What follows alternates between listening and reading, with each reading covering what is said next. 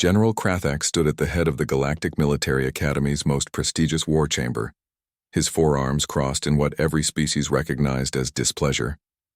The holographic battlefield flickered before him, displaying the tactical simulation that had just concluded. Around the circular room, cadets from 73 different species sat in silence, waiting for his judgment.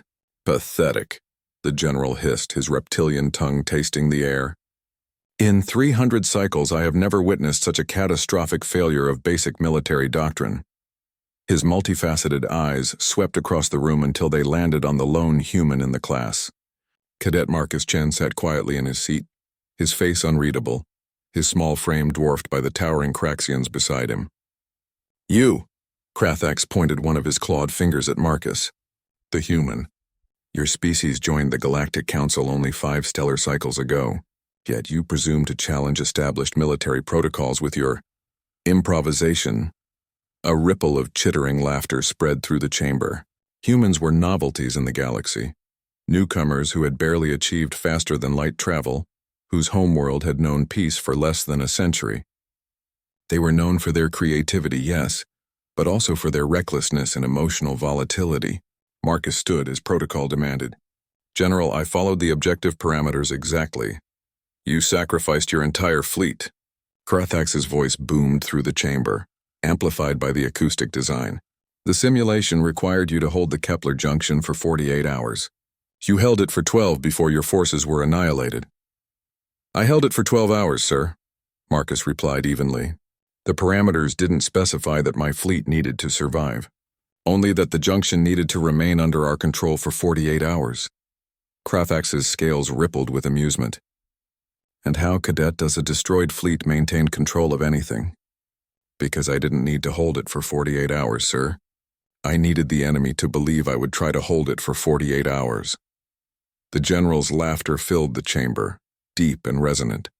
Several other cadets joined in. "Explain yourself before I have you removed from this academy for wasting our time."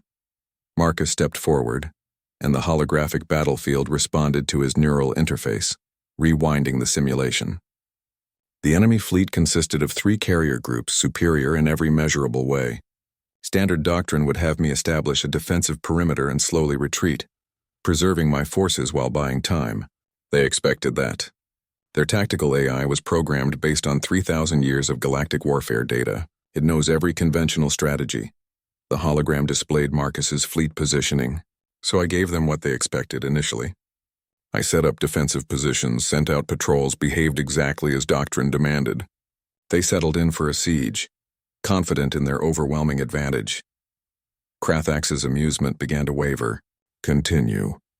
"At hour 4, I initiated a full offensive with 70% of my fleet. Every ship, kamikaze protocols, maximum velocity. The enemy's AI calculated the probability of this being a desperate last stand at 98%. They moved to intercept, consolidating their formation to minimize losses while destroying my reckless attack. The simulation played out, showing Marcus's ship screaming toward the enemy lines, engines burning at fatal intensities, the alien fleet repositioned, their formations tightening into an efficient killing box.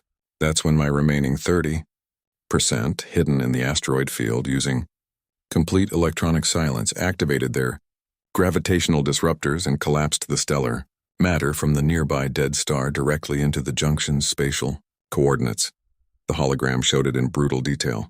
The focused gravitational wave didn't destroy the junction. It created a temporary spatial distortion that made faster-than-light travel through the junction impossible for exactly 49 hours. The enemy fleet, caught between Marcus's kamikaze attack and the sudden gravitational chaos, scattered in confusion. The enemy withdrew to regroup. Marcus continued, his voice steady. By the time the distortion cleared at hour 49, reinforcements had arrived. Mission accomplished. The junction was never taken by enemy forces, and we held it for the required duration, plus 1 hour for safety margin. The chamber had fallen completely silent. "You sacrificed thousands of simulated lives," Krathax said quietly, the mockery gone from his voice. "Yes, sir. The parameters didn't forbid it. The parameters didn't even consider it because no species in your database wages war that way anymore. You've optimized warfare over millennia. You've made it efficient, predictable, almost civilized. Marcus met the general's eyes without flinching. Humans are new to the galaxy, General. We haven't forgotten that war isn't efficient. It's brutal. It's about winning at any cost because losing means extinction. You species fought amongst themselves for their entire recorded history, Krathax said slowly, understanding dawning in his ancient eyes. You didn't achieve peace through evolution or enlightenment. You achieved it through exhaustion, through learning every possible way to destroy each other. We nearly wiped ourselves out 14 times, Marcus confirmed. We know biological warfare, nuclear warfare, psychological warfare, economic warfare, cyber warfare, and methods your databases don't have names for because you evolved past them before you reached the stars.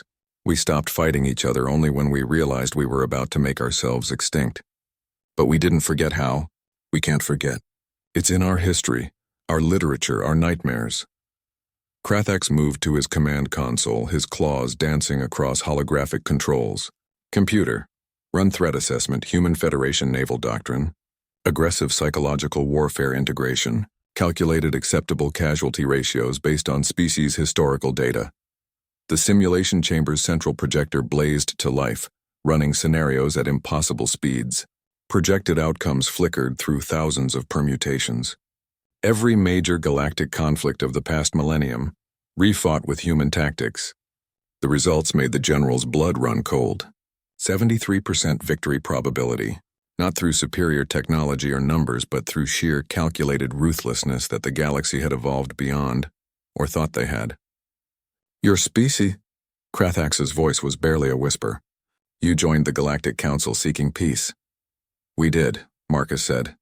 And we meant it. We desperately want peace, General. We've seen what we're capable of. We don't want to go back to that. But if you're asking whether we could... He gestured at the holographic projections still running their nightmare scenarios. The galaxy taught us your rules. You taught us how you fight.